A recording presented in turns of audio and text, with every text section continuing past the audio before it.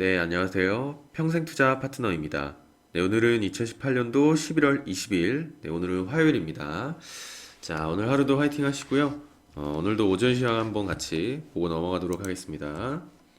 자, 오전 시황. 미국 증시 굉장히 급락했죠. 네, 굉장히 속상하고, 한번 좀 내용을 보도록 할게요. 자, 전일 상해 종합 지수, 중국 지수는 굉장히 강했죠.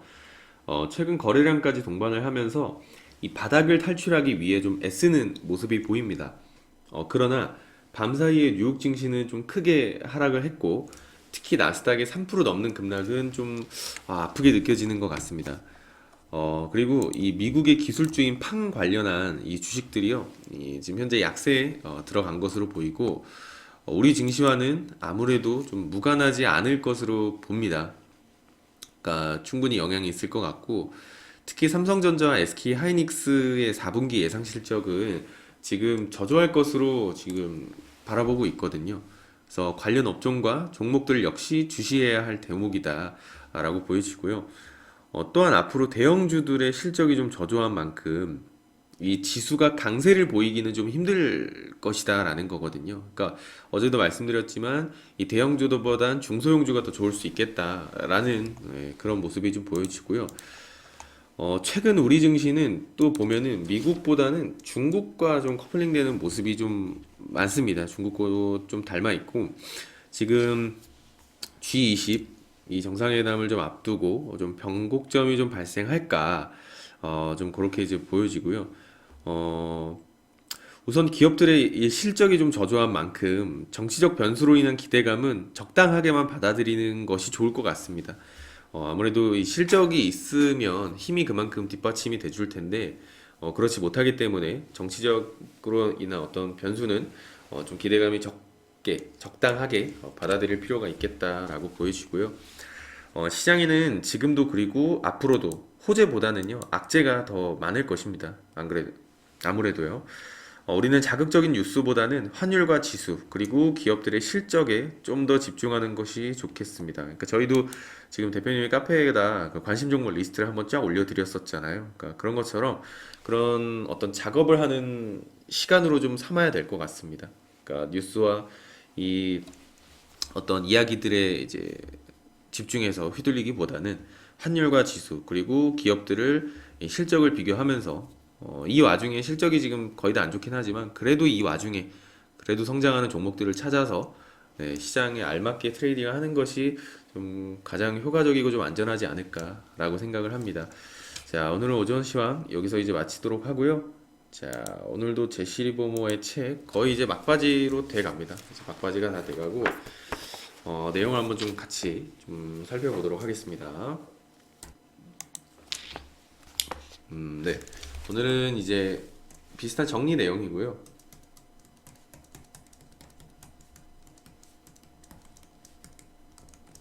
뭐 하향식 매매, 탑다운 방식을 이제 하라고 했었죠. 그리고 이제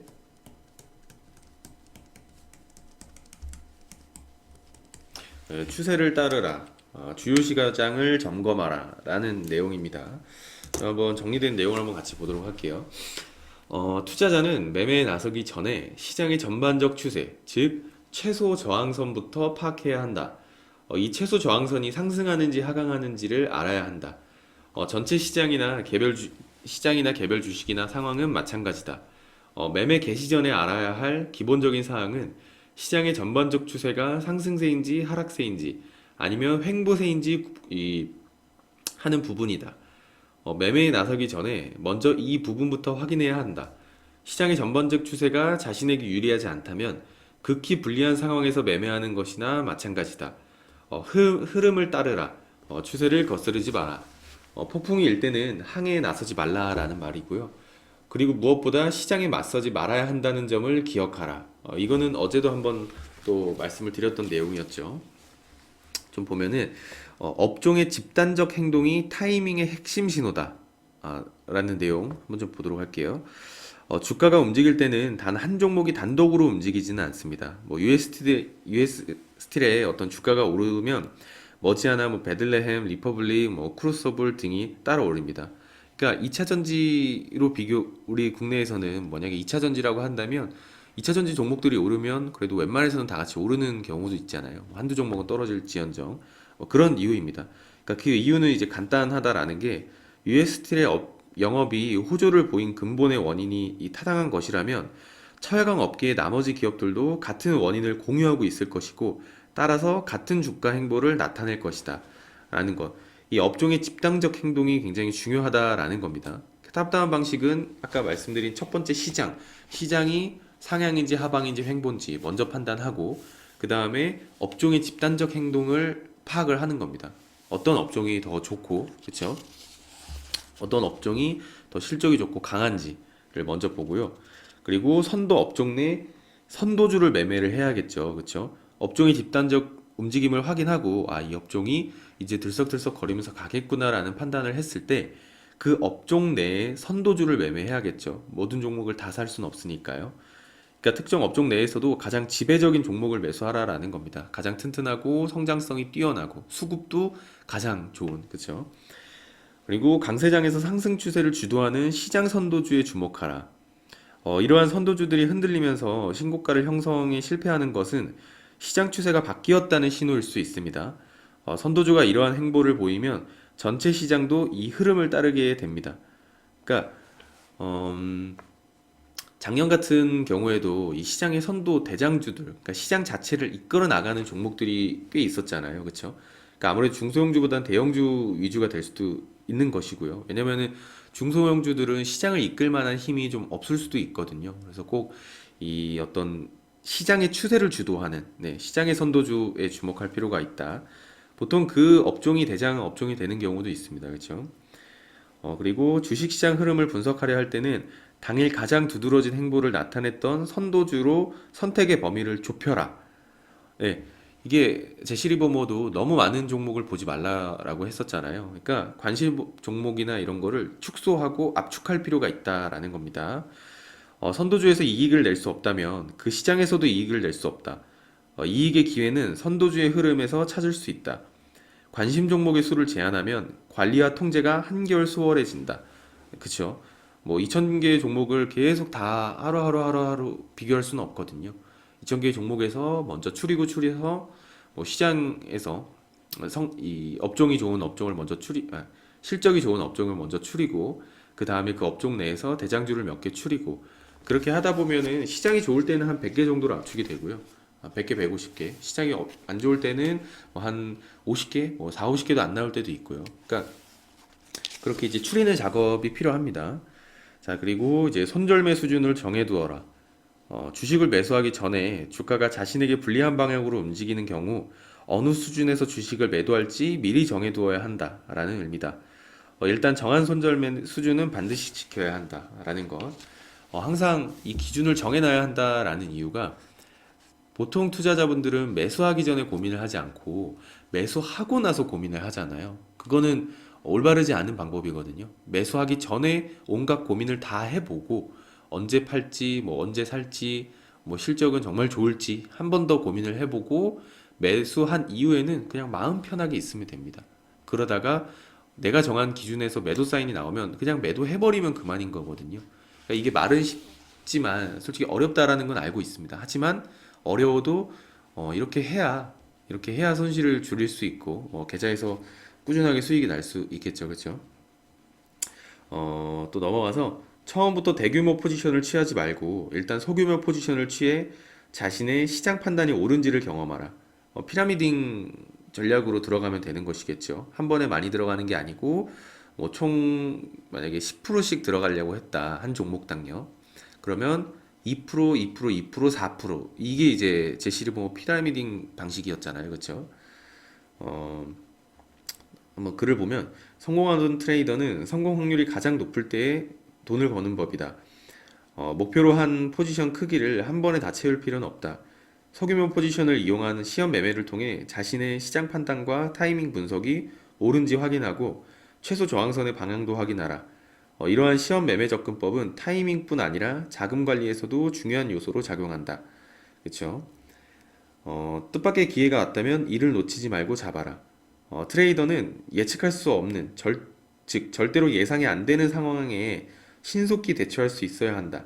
반면에 상황이 영 좋지 못한다면 미련을 버리고 포지션을 청산하라. 그리고 다시는 뒤돌아보지 말고 깨끗이 털어버려라. 굉장히 좋은 말이죠. 어차피 앞을 알 수는 없습니다. 그렇기 때문에 기준이 있어야 한다라는 거고 그 기준을 신속하게 대응할 줄 알기만 하면 된다라는 말이겠죠. 자, 또 마지막으로 한번 보면 장기 상승 추세 이후에 거래량이 증가하고 주가가 등락을 거듭하는 상황을 경계하라. 이것은 현 추세의 끝이 임박했다는 하나의 단서이자 경고 등이다. 또 이는 강세에서 약세로, 기관에서 일반 개인의 손으로, 매집에서 분산으로, 그러니까 손바뀜이 일어난다는 거겠죠. 흐름이 넘어가고 있다는 신호일 수 있다. 일반 대중은 이러한 거래량의 증가 현상을 천장호드 혹은 바닥을 암시하는 신호가 아니라 활기찬 시장에서 늘 겪는 통상적 수준의 주가 조정으로 간주하는 경우가 종종 있다라는 것입니다. 그러니까 주가의 어떤 고점 부근이나 이런 부근에서 거래량이 갑자기 폭발하면서 한 번 더 상승할 경우가 있습니다. 그럴 경우도 있고 아니면 살짝 떨어지면서 갑자기 하락 거래량이 늘었을 때 이때는 위험한 신호일 수 있다라는 거거든요. 거래량은 굉장히 중요한 어떤 지표일 수 있게 심리적 지표이기 때문에 굉장히 거래량에 집중할 필요가 있다라는 것. 하지만 이 일반 대중들은 뭔가 떨어지면서 거래량이 조금 늘어도 그냥 일반적인 주가 조정이겠구나 정도로만 항상 생각을 하거든요. 왜냐면 만약에 주가가 올라왔다면 이 정도 하락은 뭔가 그래도 여기까지 내가 이 수익을 보고 있었는데 이렇게 떨어지면 아깝지 이런 생각이 분명히 들거든요. 그러다가 다시 한번 제자리로 돌아오는 이런 경우가 굉장히 많습니다. 그래서 거래량에 좀 집중해 볼 필요가 있다. 그리고 피라미딩 전략으로 이제 한 번의 포지션을 정하지 말고, 그렇죠? 시험 매매를 통해서 자신의 어떤 생각이 맞아 떨어졌는지 확인하고 추가로 물량을 한 발 한 발 내리더라도 절대 늦지 않을 것이다라고 제시는 말을 합니다. 왜냐면 제 시리버머는 그런 방법으로 돈을 엄청나게 많이 벌었잖아요. 그러니까 누군가에게는 굉장히 감질나고 언제 하지라는 생각이 들 수 있겠지만 제시는 그렇게 하면서 시간에 투자를 했기 때문에 그러니까 그 방법을 꾸준하게 몇십 년 동안 해왔기 때문에 결국에는 주식 투자로 성공할 수 있었던 것이거든요. 물론 몇 번의 실패도 있었지만 뭐 그 정도 시행착오는 그렇죠. 옛날 어떤 전설적인 대가들이라면 한 번씩은 꼭 경험했던 것 같습니다. 아무래도 그때는 이렇게 책을 제대로 써준 사람들도 많이 없었을 것이고요. 그러니까 좀 사실 지금 시대에서 얼마나 고마운 일인가요, 그렇죠? 이런 분들이 책을 써줘서 저희가 그걸 그대로 이제 흡수하고 배울 수 있다라는 환경이. 그래서 이 책을 꼭 한번 읽어보시고요. 저는 제 시리버머의 어떤 매매 방식은 굉장히 심플하고 좋다라고 보여집니다. 그래서 한 번씩 꼭 읽어보시기를 바라겠습니다. 자, 오늘은 여기서 이제 마치도록 하겠습니다. 감사합니다.